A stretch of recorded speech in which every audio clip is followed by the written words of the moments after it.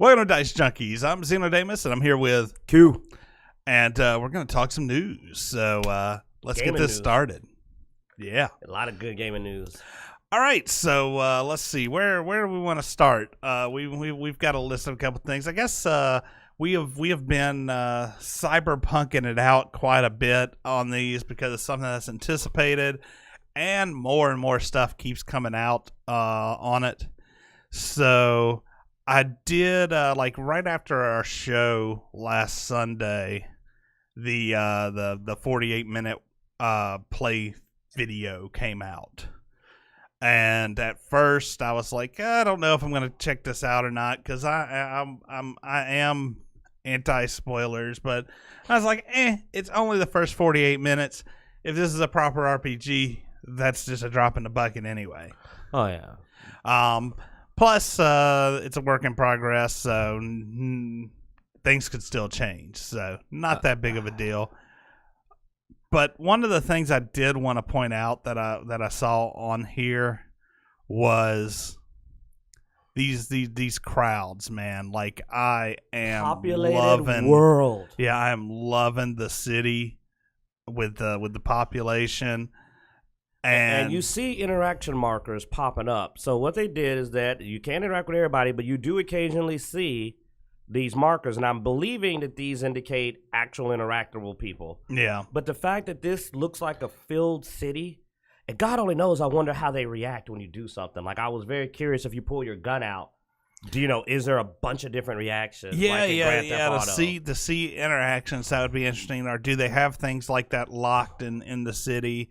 Because I think it did say when she left her apartment that she did grab her trusty pistol. So, but just this alone, I'm sorry I keep cutting in, but dude, this was pouring for me because like this game already is alive. Look at that setting, and the way it looks, you could walk down those stairs and go in that building. Or at least go over there. Like, it looks really alive. I'm hoping Rockstar's keep an eye on this, because the one thing I always felt took away from some of their really great games, I loved all their GTA and even their Red Dead Redemption, was a town shouldn't have 4 people walking around. You know what I'm saying? Oh yeah, no, definitely. And even if it's like this, where it's just the feel of a populated city. Hold up, man. Did they just pull in the? Hold on. Because those are the ugliest shorts. Yeah, look at that, dude. I mean, they got some weirdos walking around here. Cyberpunk, man. Hey, keeping it real. Hey, wait, you know what? How dare you judge his dude in a muscle shirt with short pink shorts? How do you know that's not in? That might be in. That might be a thing. That might be a new Calvin Klein style right now. They might get something started. But these characters look amazing, and what's cool is this is live gameplay. And already watching this, me and Zeno were arguing about how we do things different. It's recorded gameplay, but it's gameplay. Yeah, I mean, they're playing a game. This is not a trailer. This is not a trailer. Yeah. You can see the options popping up. This is actual play. And they said this doesn't represent the final work, but unless they decide to go ass backwards, they're doing all right. Oh God, that looks kind of look like the designer? It does. I thought that as slick, well. Bro, you slick. All right. Yeah. I mean, got a little more weight on him, but that's cool. Yeah, he's a little bit bigger, a little bit buffer, but yeah, no. It does have a similar. I wish you put us in there, man. Put us in the game. It ain't too late. We don't want nothing. Just put us in there. Yeah. Even if we just sitting it there, even if you just have us in the back. And it's just Zeno ragging on that dude in the shorts. They just walk by. You see Zeno walk by and look and be like, man, what the hell is I am curious with games like this. Like, how many of the people inside these games do they pull from real life experiences and stuff like that? I mean, you figure there's a decent amount, you know. But if you're into Shadowrun or Cyberpunk or the game or just the genre, this game already has me foaming at the mouth with what I just seen. I mean, I don't see how it could get, how I could not love it, because already it looks interesting and there's options. And I mean, they're staying true to Cyberpunk. If you watch it, it is very mature. This is not a game for your kids. There's violence and nudity. There's violence. And probably there's nudity. profanity. Lots of profanity. This is definitely stays true to the tabletop, which was that dark, mature theme. But it's looking good. Guys, I'm telling you, I'm hyped. And I didn't bother to check, by the way. What all is that coming out on? It is supposed to be, I think, coming out on all these systems. Oh, good. I was afraid Xbox, it'd come out PlayStation, and PC. Yeah. You're going to get maybe it on not PC? Nintendo. Of PlayStation? course. The only thing I buy on my console are like usually fighting games, maybe an FPS, but anything that's got really role playing elements and isn't an exclusive to PlayStation, I'm gonna pick up on my PC. Yeah, PC here too. Hey, good. If they ever put out any crossplay content, we'll get to play together. Well, yeah, we don't have to worry about cross-platform. Yeah. So You know, if it happens, we'll actually be able to. Well, there you go. But I mean, even if you were to get it, if I were to get it on my Xbox, yeah, we'd probably still be able to crossplay. yeah. You know, I'm not. But not if I got it on my PlayStation. Yeah. I mean, I'm not going to tread territory that's been tread by Big Jim, especially because after he treads something, it's pretty flat. But but like crossplay, what the hell, PlayStation? Yeah, you look it up. y'all. So you had brought up, I think this the trailer for this a while back, Dragon Ball Super Brawly, and this is just a quick note for anybody who's keeping up with that. If you have in Twitter, they did release a new image that shows some more of what Brawly's gonna look like. We also see it out in the corner, Super Saiyan God Vegeta. Clearly, he has achieved that form. Background information. Again, this is information I pulled off of YouTube, guys. So go check it out. There's guys out there doing this footwork, not me. But I keep up with it. But they're introducing new planets. I think they said multiple new planets. You're going to get another look at Planet Vegeta. So they're going very space opera. The words thrown out by Toriyama and the directors and even the artists is this is meant to be a space opera. They're trying to tell an epic story, new aliens, new planets. I like that. And Toriyama's very strongly involved. They say normally he just sends them a write-up, but they said he's been watching the art. So I'm taking that to mean we're going to be pretty solid and pretty canon. So, just to ease any minds out there, this looks like they're putting more effort in this movie than any other movie. So this is their biggest attempt. Hopefully it'll go well. But it may be a new Dragon Ball. We may see them stop being so lighthearted and simple and actually trying to get epic. Mm-hmm. We've seen series mature. Look at Yu Yu Hakusho. Started out real light and got really serious near the end. And, so I want it. I'd love to see Dragon Ball Z kind of age with me and get a little less kid shown and a little more, serious. Maybe even darker. I wouldn't mind it. A little gritty, a little dark, So, fingers crossed, y'all, for the DBZ fans, the Dragon Ball Super fans. I'm the Dragon Ball Super. There's that other one out there, the manga, the alternate series with all the time travel. I'm not feeling it, so I'm sticking with Dragon Ball Super, man. All right. Yeah. Well, and y'all know I'm not a big Dragon Ball fan, but for any of you who are, there is some news, and Q keeps up on it, so we'll let you know as we hear more. I guess that's all on that. Now this was a interesting one. So there was an interview in Vice that had Wesley Snipes talking about, and for some reason I did not pull up that article. Wesley, click it.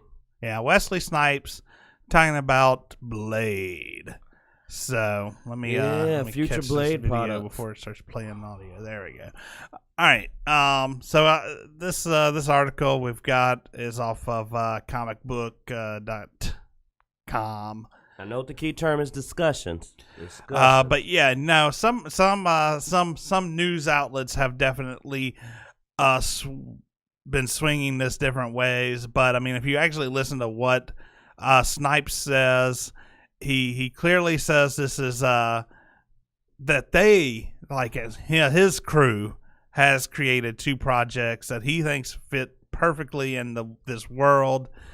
And when people see them, I think they're really going to have a problem with deciding which one they love the most. But all the main execs at Marvel and his team, let's see, we've been discussing for the past 2 years. Everyone enthusiastic about it. Everyone gets it. But they got a business to run, and they got to square the things that they got to figure out before they can get to it, I guess.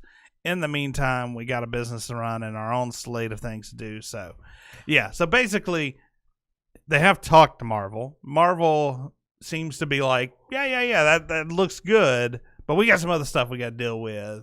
I would love to see it as a Netflix. I believe that Blade's particular style does better as a Netflix series than a major movie, because introducing the concept of vampires and a supernatural underworld really isn't something you should try to do in one movie. So it's better to put it across a series and tell a longer story. What I like is that there's a big implication in there that if you pay attention, go up where he talks about the child's play. He talks about what the recent films have done for the horror corner Marvel universe, and he says the next time you see something in the Blade universe, mark my words, what we did before is child play compared to what we could do now. Now, my translation of this is that Deadpool, and what I mean by Deadpool is Blade had to avoid as a comic book being too R. But now he can do the much darker rated R movie. I also don't think it's just that. I also think that's a reference to the technology as well. Because I mean, you're looking at the original Blade was what, in the 90s? I don't know, man. I'm leaning toward what they can get away with being darker. I'm hoping, because honestly, I believe the Blade franchise should be a bit of horror. Well, and horror does not PG-13. And that's the main thing. There's a lot of uncertainty with this. This was like I mentioned in an interview. And people have run all over, and I'm not here to make assumptions. That's my thing. I'm not here to make assumptions. The thing is it is thought of. There is the thought of Blade. So if you ever wondered if Blade was coming back, and keep wanting to hear something, well, you know the earworm has been started. But as far as really how far that's gone and what their true plans are, I mean, unless you're sitting in that room with Marvel, and even then, you may not know, True. Oh, no, that's a wish list for me, man. I mean, that's my interpretation. I would like to see Blade, because I remember it goes into my theory of, I believe that the new X-Men, when it comes out, should be the gritty, the grittier side of Marvel. I believe Blade should be the horror side. And I believe the Avengers and the lighter universe should be the comic book, hero side. That way you get to throw three different angles. So people who think the Avengers are too funny and too lighthearted, they got somewhere to go. They got somewhere to go to get darker. You feel me? They're like, oh no, man, I prefer the Blade stuff. I prefer the people ripping out throats and arms and legs being cut off, the horror. Or they might be like, well, I like the X-Men where like there's consequences, and it's dark. These people are on the run. They're not heroes. They're literally under siege. All of those offer something different. And I would like to have all three options. Oh yeah, no, and I mean, I wish actually list. I would love to see Blade come back, and I think I don't know. I don't guess Wesley Snipes is too old to do it. He talked about somebody reprising it. He said if it's him or somebody reprises it, and honestly, get a new talent to throw at it, man. There's some young folks out there. Who would you pick? Oh, I don't know, man. Like. I'm trying to think of, because I would prefer somebody probably in their mid to late 20s, early 30s. You don't want more than that, just for the longevity of the series. Ooh, you know who do good, even though they've done it before, but that didn't stop them from doing that with literally Johnny Storm and Captain America. Honestly, he did so good, I would not mind seeing our boy from Black Panther again, the guy that played Killmonger. Or is it Killmonger? I'm terrible with names. Y'all know what I mean.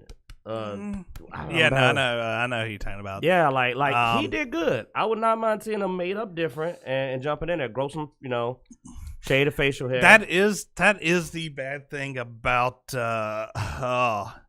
is so many of the ones that I would say would be good for this role were already in Black Panther.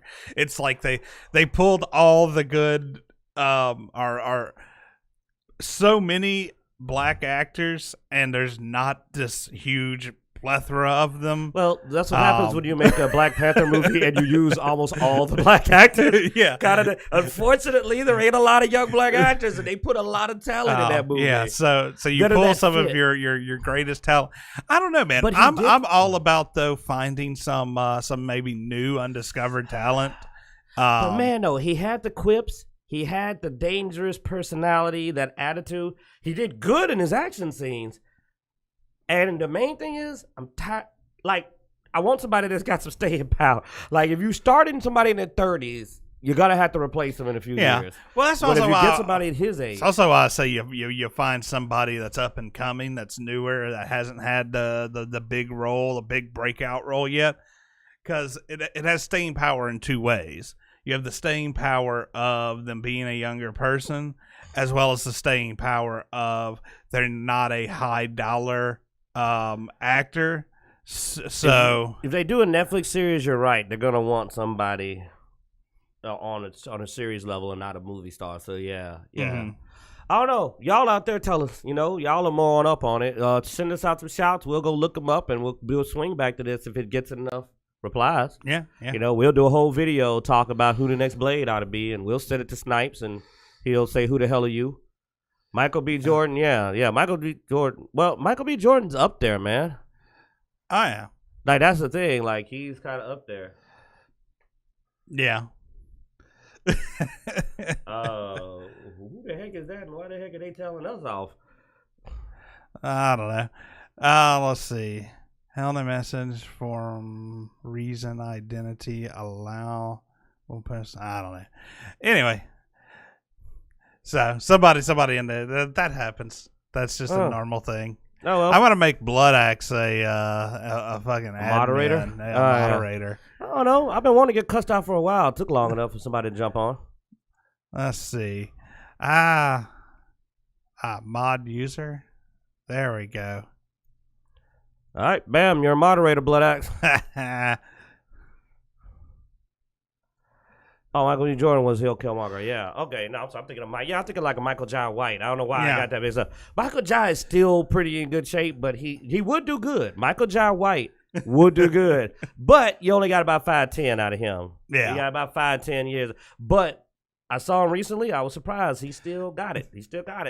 And definitely can pass the badass off. Let's see what else we got. So we talked about Dragon Ball. We talked about Wesley Snipes and Blade. Battlefield 5 delayed. New release date announced. So this has to do. Yeah. So the claim is Battlefield 5 did not get enough pre-orders to. So they pushed it less back. than they were targeting, or 85% less than the Well, no, competition, they did 85 less than the competition, but that's a whole nother story. Well, you want to pull an I AJ and just start hollering out forget. something political? No, I'm kidding. No. Sorry, Joe. Had to tease you. Man, but now we talked about this, and our thing is, man, all the arguments over this seem silly to us, because here's the biggest thing. It's clearly getting his butt kicked by the competition. That's the main thing, is that, like, because Call of Duty got a lot more subs. So I think a lot of people are making a lot more out of this about the reasons. Regardless of the reasons, the whole thing is, it's getting his butt kicked. They're doing something wrong. They are doing something wrong. Whether it's accuracy, whether it's diversity, the fact is, they're doing something wrong. And anybody out there yelling at other people can't fight that one fact. It did not do like it was supposed to do. Yeah. Well, I mean, my thing is Battlefield 5. So one of the there's two things here. One is they're saying, okay, we didn't get enough pre-orders. The other is a bit on the I guess political, social area where there's been a lot of complaints about the authenticity of the game, with a female on the cover and as many females that are in the game, as well as I think odd augmentations, a lot of ink options, prosthetics, different things like that would not normally be found in World War II. Now, in my opinion, whatever you want to put in your game, you put in your game. That's fine. The biggest issue, I think, came in when the CEO basically said, if you don't like it, then don't buy it, and was very confrontational with the fans. And that's where I weigh in, because I don't care who's right or wrong. When you look at your customers and in any way say the words of "don't buy my game," that's what's going to happen. Because I'll be honest, I can be on your side, but if you start talking that way to your customers, I'm not. I'm going to drop off. I still don't, like I've told him before, a lot of people know I don't own a PlayStation 4 because way back when they basically took the attitude of people going like, hey, this new PlayStation's kind of expensive. They were like, that's too bad. You're going to pay what we say. I'll never own it because, as I've said, I'm going to say the less vulgar version of the words I use, which is I might as well kiss your feet as well as give you my money if I'm going to let you talk to me that way and give you my money. Those two don't go together. You will respect me even if you don't agree with me if you want my money. I mean, I will agree. My hard-headedness often will stop me from buying something just out of the fact of you went out there and you were sort of a dick about it, Well, it's bad business, and to me, it shows a level of unprofessionalism that's just going to make this decline more. Because here's the thing: people will get away with what you let them get away with, and I don't ever want to see that attitude. Now, overall opinion on this, I'm gonna be straight up with you. We wrote an awesome alternate story that if y'all want to hear, just let us know. That works with keeping the female protagonist in there because honestly, there were women in the war. Well, my thing is, I don't believe there weren't women in the war. I'm also one of those. If you're gonna do a story, you do the story. You keep the story authentic, and then with multiplayer, you can add all the customization, all the stuff you want. Multiplayer, you play whatever you want. Yeah. But even with the main story, like, all right, I'll give y'all a little shout out. Basically, we wrote a World War II Mulan. I'm not gonna go into all that, dude. This is my writing. Yeah. But basically, just know there has been some controversy. The release date has been pushed back. But I don't expect anything to really change or anything like that. They're just trying to get some extra pre-orders in there, and probably get away from the Call of Duties and the Red Dead.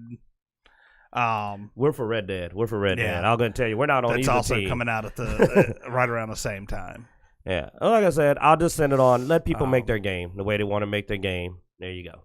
I mean, and then just don't buy it. That's all. Don't fight. Just don't buy it if you don't like it. Well, and Blood Axe says Call of Duty is better developed. Plus, there's war game fatigue, which I actually did mention when we were talking about it. I think that war game fatigue is definitely an issue because you have a lot of these. You have a lot of free to play stuff that's been coming out, as well as just lower end that are high, fast action multiplayer.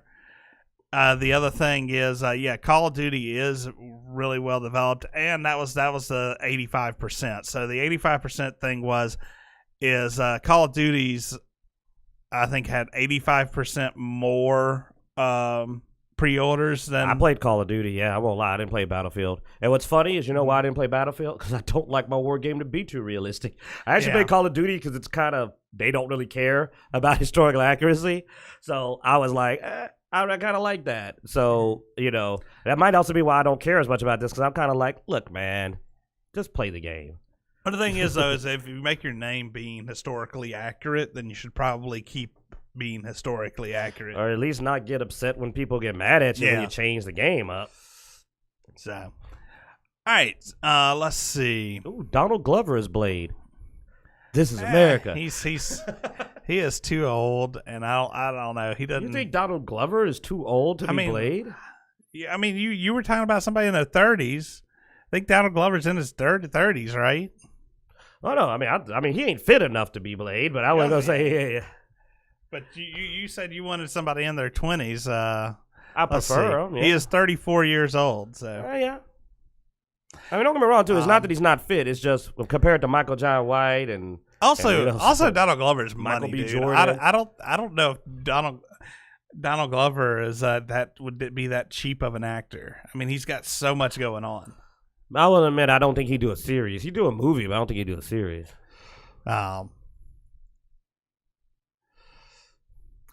I said 30s Blood Axe.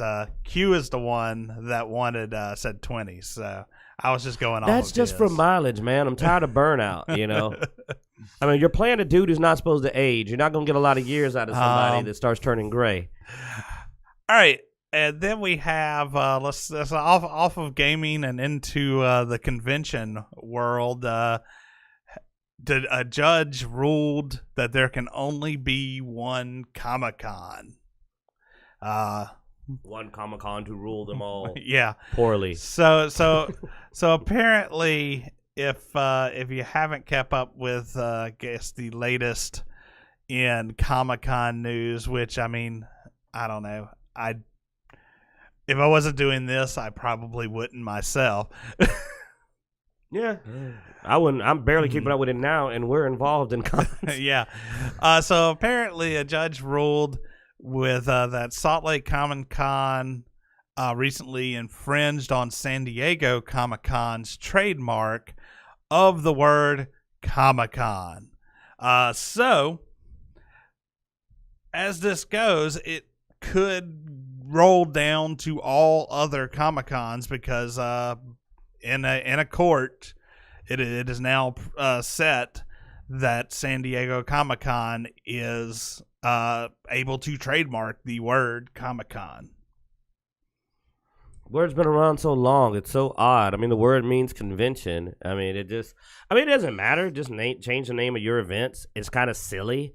I mean, the most annoying part is how childish the people are who are like, "Don't call it Comic-Con." It's like, all they got to do is change it a little bit. Like, it's not hard to change it enough to get, around that. You're just kind of being a douche. Somebody suggested Comic-vention. I kind of like that. Oh man, no, it's I agreed. Me and the guys at Vans Comic Cards Games were talking about it for a bit. Our local comic shop, and yeah, we started making the joke of throwing a Comic-vention. You got too many Comic Cons. We're gonna have a Comic-vention. I like it. It just seems so pointless. Like, I just was like, this is the sign of a lack of confidence to me. There's nothing. It goes back to what I was hinting at about the whole no crossplay. If you really the big dog, then you ain't got to pick on the little dogs because you the big dog. A real big dog doesn't have to go around and be like, don't name your stuff Comic-Con because it might affect us. Not if you're doing it right. Well, I mean, obviously the judge. Where they did uphold the trademark of Comic-Con, the amount of damages that were actually provable by the use of Comic-Con, I think they only charged them $20,000 in damages. So was $20,000 worth making everybody think you're a douche? Yeah. Everybody going, well, you're a bunch of asses. Now the problem is whether or not San Diego goes and then starts filing lawsuits against other cons that are using the term. That'll bury them. I'm already of no. the I mean, mindset- I've definitely seen cons get blackballed for less. That is one thing that fans are quick to do. You start being too big of a dick as a con. It's something. It started with people coming together that loved something, and if you get too big business, then you lose your cred. Yeah. And honestly, that's a big sign of it because what you're doing is you're attacking other conventions. You're trying to make it hard for them to work. You're trying to shut them down. And we remember what happened in the last group we saw trying to shut down other cons in the area. We won't go into it, but it ended poorly. Yeah. It's a bad idea to try to get greedy people. That's all I'm saying.